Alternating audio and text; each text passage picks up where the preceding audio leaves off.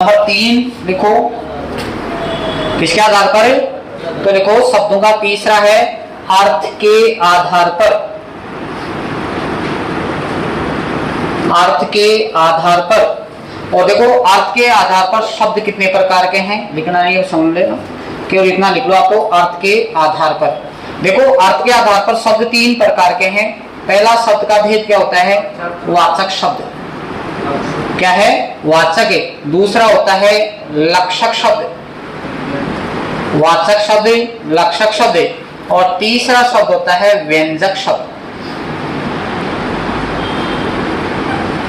व्यंजक शब्द। देखो हिंदी साहित्य जब भी अपन पढ़ते हैं तो हिंदी साहित्य में साहित्य के 3 पार्टों में बटा हुआ है। हिंदी साहित्य का सिलेबस जैसे सेकंड ग्रेड वगैरह में उनमें आता है, तो फर्स्ट ग्रेड सेकंड ग्रेड में वहां क्या होता है, एक तो होता है किसी भी भाषा का व्याकरण, दूसरा होता है उसका काव्य शास्त्र, और तीसरा आता है इतिहास। काव्य शास्त्र का एक टॉपिक होता है अपना शब्द शक्ति, वो शब्द शक्ति का पार्ट है। वैसे मुख्य रूप से देखा जाए तो शब्द शक्तियां जो होती है वो 3 प्रकार की होती हैं, अभिधा, लक्षणा और व्यंजना। उन्हीं तीनों के ये नाम हैं। यहाँ शब्द का अर्थ के आधार पर है वाचक शब्द, लक्षक शब्द और व्यंजक शब्द। वाचक जो भी शब्द होता है वहां हमेशा अभिधा शब्द शक्ति होती है, लक्षक शब्द जहां पर भी होता है वहां लक्षणा शब्द शक्ति होती है, और व्यंजक जो शब्द होता है वहां पर हमेशा व्यंजना शब्द शक्ति होती है। और शब्द शक्तियां तो आपके सिलेबस में नहीं है। यहाँ शब्द का भेद क्या क्या है, तो देखो वाचक का मतलब क्या है, लक्षक का मतलब क्या है, और व्यंजक का अर्थ क्या है। तो वाचक शब्द किसे कहा जाता है, तो किसी भी वाक्य में प्रयोग कर देने पर, क्योंकि इनका शब्द का वाक्य में प्रयोग करेंगे तभी अपने को पता चलेगा शब्द का। तो किसी वाक्य में प्रयोग कर देने के बाद में कोई शब्द अपने मुख्य अर्थ, लोक प्रसिद्ध अर्थ या शब्दकोशीय अर्थ को ही प्रकट करता है। 3 चीजें याद रखने, अपने मुख्य अर्थ, अपने लोक प्रसिद्ध अर्थ या शब्दकोश में जो अर्थ दिया हुआ है उसी अर्थ को यदि प्रकट करता है तब तो वो शब्द क्या कहलाता है, वाचक शब्द कहलाता है। फिर देखो जब कोई शब्द है वह अपने मुख्य अर्थ, लोक प्रसिद्ध अर्थ या जो शब्दकोशीय अर्थ है उसको तो छोड़ देता है और लक्षणों पे आधारित कोई भी अर्थ प्रकट करने लग जाता है तो वो शब्द का भेद कौन सा हो जाएगा, लक्षक शब्द कहलाएगा। फिर देखो जब कोई भी शब्द होता है उसका किसी भी वाक्य में प्रयोग अपन कर देते हैं तो शब्द तो एक ही आता है, लेकिन उस शब्द का भिन्न भिन्न अर्थ प्रकट होने लग जाते हैं। संदर्भ या प्रसंग के अनुसार उसके अलग अलग अर्थ प्रकट होने लग जाते हैं तो शब्द क्या कहलाता है, व्यंजक कहलाता है। क्या कहलाता है, व्यंजक कहलाता है। जैसे मैं आपके सामने एक उदाहरण देता हूं कि वाक्य आता है कि गधा चल रहा है, वाक्य है गधा चल रहा है, और यहाँ हमेशा इस शब्द का भेद पूछेगा, वो कभी भी वाक्य में पूछेगा और रेखांकित करके पूछेगा गधा चल रहा है, इसमें रेखांकित जो शब्द है उसका भेद बताओ, तो यहाँ वाचक है, लक्षक है या व्यंजक है। तो ये बताओ मेरे को कि गधा का मतलब यहाँ गधाई है कि घोड़ा है, गधाई है। यानी शब्दकोश में जो अर्थ आ रहा है वही प्रकट हो रहा है, जो इसका मुख्य अर्थ है वही प्रकट हो रहा है, जो भी इसका लोक प्रसिद्ध अर्थ है वही प्रकट हो रहा है। तो गधा चल रहा है, गधे का मतलब यहाँ गधाई है, मुख्य अर्थ प्रकट होने के कारण ये शब्द क्या कहलाएगा, वाचक शब्द कहलाएगा। इसी प्रकार से आता है आपके सामने कि गाय दूध देती है, गाय दूध देती है। यहाँ गाय शब्द को रेखांकित करके पूछेगा कि गाय शब्द का भेद बताओ, तो बताओ गाय का मतलब गाय है कि बकरी है, यहाँ गाय है। यानी लोक प्रसिद्ध अर्थ ही प्रकट होने के कारण यहाँ गाय शब्द कैसा शब्द है, वाचक शब्द है। इसी प्रकार से आता है कि मैं राजस्थान में रहता हूं, मैं राजस्थान में रहता हूं। यहाँ राजस्थान शब्द को रेखांकित करके पूछा जाए कि राजस्थान शब्द कैसा शब्द है, तो बताओ राजस्थान का मतलब राजस्थान है कि पंजाब है, यहाँ राजस्थान है। यानी मुख्य अर्थ ही प्रकट हो रहा है। वाक्य में प्रयोग करने के बाद में कोई शब्द अपने मुख्य अर्थ को ही प्रकट करेगा तो कैसा शब्द कहलाएगा, वाचक शब्द कहलाएगा। इसी प्रकार से आता है आपके सामने कि पानी ठंडा है, पानी कैसा है, ठंडा है।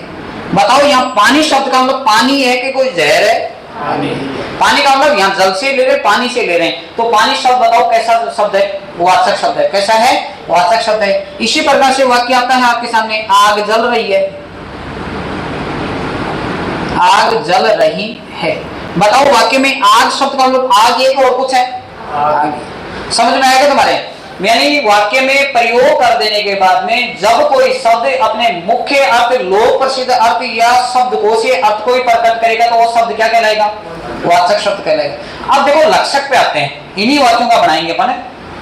ऐसा कोई शब्द जिसका वाक्य में प्रयोग कर देने के बाद में वह अपने मुख्य अर्थ या लोक प्रसिद्ध अर्थ या जो भी शब्दकोश या अर्थ उसको तो छोड़ देगा, और संदर्भ के अनुसार या प्रसंग के अनुसार वह लक्षणों पे आधारित कोई भी अर्थ प्रकट करने लग जाएगा तो शब्द क्या कहलाएगा? लक्षक कहलाएगा।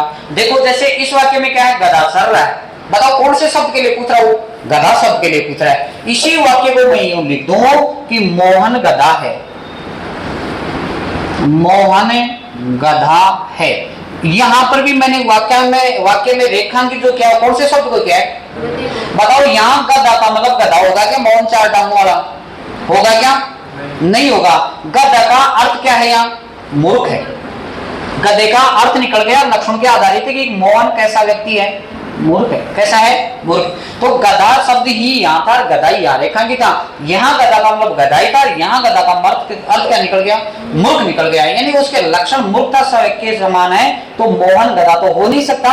उसके लक्षण कैसे हैं? मूर्खता से पूर्ण है, तो ये शब्द क्या कहलाएगा? लक्षक कहलाएगा। यहाँ था गाय दूध देती है, और यहाँ जाता है राधा तो निरी गाय है। राधा तो निरी गाय।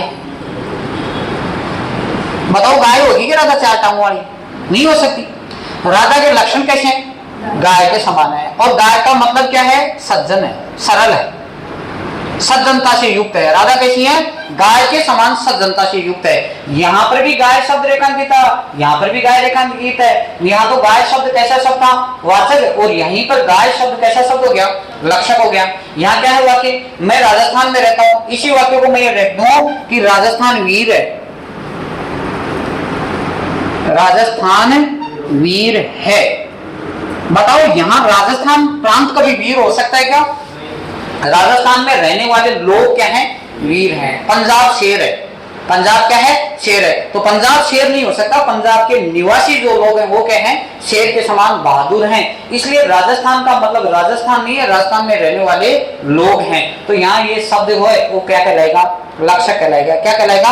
लक्षक कहलाएगा। इसी प्रकार से आता है, आपके सामने वाक्य आता है कि पेट में आग लगी है। पेट में आग लगी है। यहाँ आग शब्द रेखांकित है। बताओ आग का वास्तव लग गई क्या? पेट में लगेगी क्या कभी? आग का मतलब यहाँ लक्षणों पे आधारित क्या अर्थ निकल गया? भूख। आग का मतलब क्या है? भूख है। तो जहां पर वाक्य में प्रयोग कर देने के बाद में कोई शब्द अपने मुख्य अर्थ को तो छोड़ेगा, तो लक्षणों पे आधारित कोई भी अर्थ प्रकट करेगा, शब्द क्या कहलाएगा? और जब किसी वाक्य में प्रयोग कर देने के बाद में शब्द तो एक ही आएगा, लेकिन वो संदर्भ या प्रसंग के अनुसार अलग अलग अर्थ प्रकट करने लगेगा, शब्द क्या कहलाएगा? व्यंजक कहलाएगा। जैसे आता है आपके सामने कि कौवा उड़ता आकाश में, मगर, इसी में वाक्य लिख रहा हूं यहां, मगर रहता कहां है? ये वाक्य है आपके सामने। इसमें मगर शब्द रेखांकित है। बताओ इस मगर के कितने अर्थ हैं यहाँ? कौन कौन से? देखो ध्यान देना। पहला वाक्य है कौवा उड़ता आकाश में, मगर, मगर का मतलब लेकिन, किंतु, लेकिन या किंतु। उसी कौवे के लिए पूछ रहा है कि कौवा उड़ता तो आकाश में लेकिन रहता कहां है? प्रश्न पूछ रहा है। एक वाक्य में तो इसे मगर का क्या निकला? लेकिन। दूसरा इसका संदर्भ लगाएंगे कि कौवा तो कहां उड़ता है? आकाश में। मगर का मतलब मगरमच्छ है। मगर शब्द है, ये किसका पर्यायवाची है? मगरमच्छ का भी है। दूसरा वाक्य बन रहा है कि कौवा तो कहां उड़ता है? आकाश में, लेकिन मगरमच्छ कहां रहता है? तो अपन उत्तर दे देंगे तालाब में रहता है। कहां रहता है? तालाब में। तो वाक्य में शब्द तो एक ही आया, लेकिन उसके संदर्भ के अनुसार दो अर्थ हो गए। कौन कौन सा? एक तो लेकिन और एक क्या हो गया? मगरमच्छ। दो अर्थों में प्रयुक्त होने के कारण ये मगर शब्द है, ये कैसा शब्द है? व्यंजक शब्द है। कैसा है? व्यंजक शब्द। इसी तरह से वाक्य आता है आपके सामने कि मैं सालों से परेशान हूं। किन से परेशान हूं? बार बार आते हैं घर में, पैसे मांगते हैं और पत्नी मना करती नहीं, तो सालों से क्या हो रहा है वो परेशान है। यहाँ साला शब्द को रेखांकित किया है। देखो साला का मतलब दो है यहाँ। एक तो क्या है, कोई बेरोजगार आदमी है और वो बेरोजगार आदमी कोई मिलता है तो कह देता है किसी को मैं तो यार सालों से परेशान हो रहा हूँ। सालों का मतलब वर्षों से, वर्षों। साल का मतलब एक क्या है, वर्ष है। और एक साला का मतलब है पत्नी के भाई, पत्नी के भाई।